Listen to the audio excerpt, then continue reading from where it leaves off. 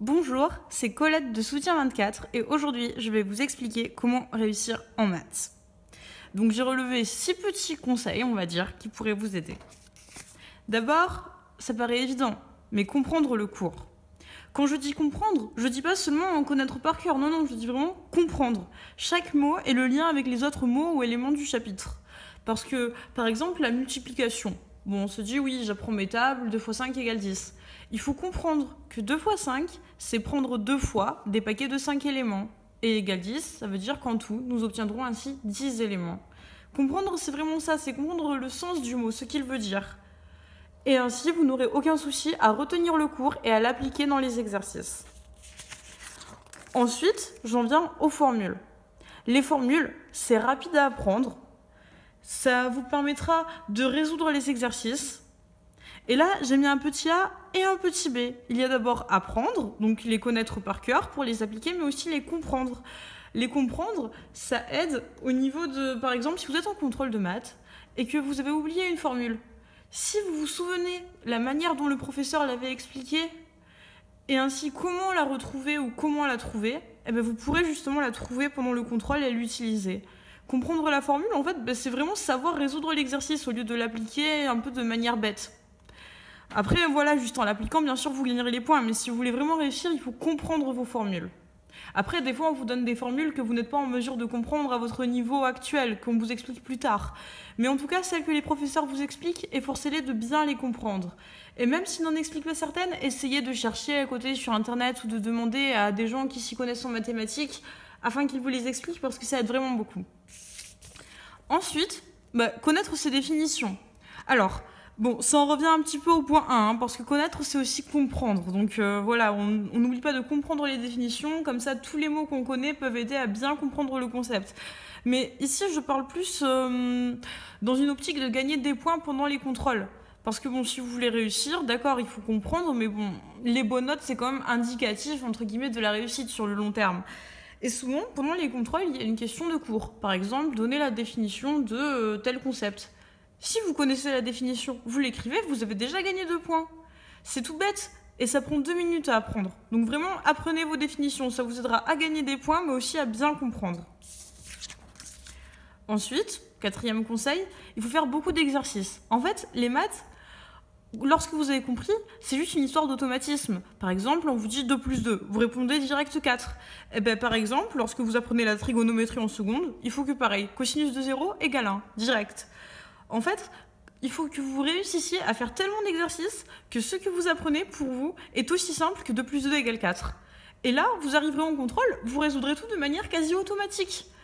Et vous aurez bien compris. Et là, vous pourrez dire que vous réussissez en maths.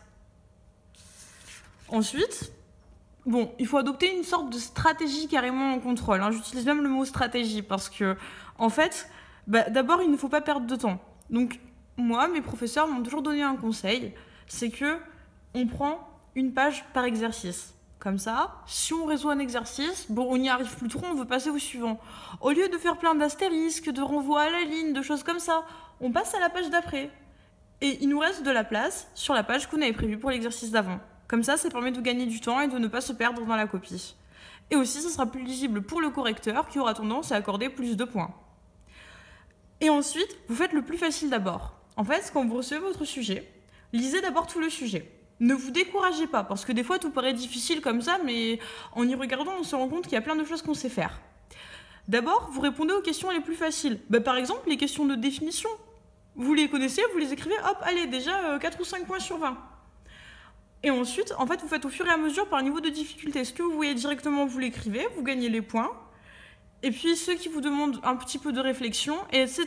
Comme ça, il n'y a pas de vous passez une demi-heure sur un exercice et vous vous rendez compte que vous saviez faire la suite, mais vous n'avez plus le temps de la faire et vous perdez énormément de points. Non, il faut vraiment écrire ce que vous savez d'abord. Et bien sûr aussi, vu que certains exercices rapportent plus de points, parmi ceux qui est le plus facile pour vous, commencez par ce qui rapporte le plus de points, évidemment.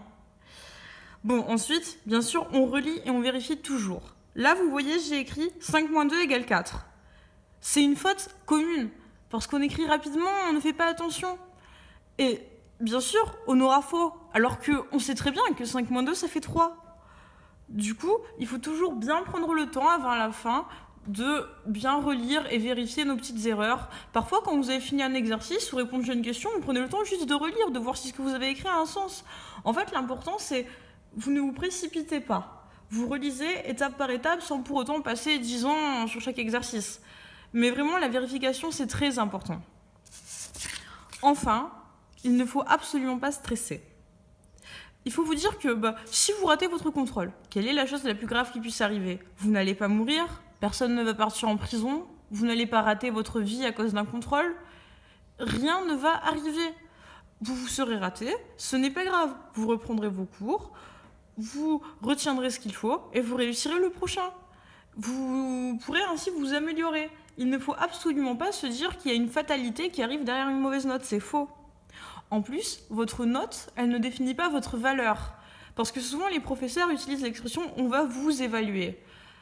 Je n'aime pas trop cette expression parce qu'on n'évalue pas la personne que vous êtes. Et on n'évalue pas non plus vos connaissances globales. Non, on évalue juste si vous avez compris la leçon. C'est pour que le professeur puisse dire « ah oui, c'est bon, ils ont compris, je leur ai expliqué, hop, je coche, c'est bon, on peut passer à la suite ». C'est juste, on vous demande, voilà, montrez-moi que vous avez compris. Vous avez compris. Si vous avez appliqué tous les conseils d'avant, vous savez faire. Vous montrez que vous savez faire, et puis c'est tout. Vous êtes tranquille. Bon, vous obtenez votre bonne note, parce qu'on va pas se mentir, c'est toujours flatteur, mais la note en elle-même n'a rien d'indicatif, à part si vous avez compris ou non la leçon. Ce n'est rien de plus que ça. Voilà, le prof vérifie juste que vous avez compris ce qu'il vous a dit auparavant. Voilà, donc ne stressez pas.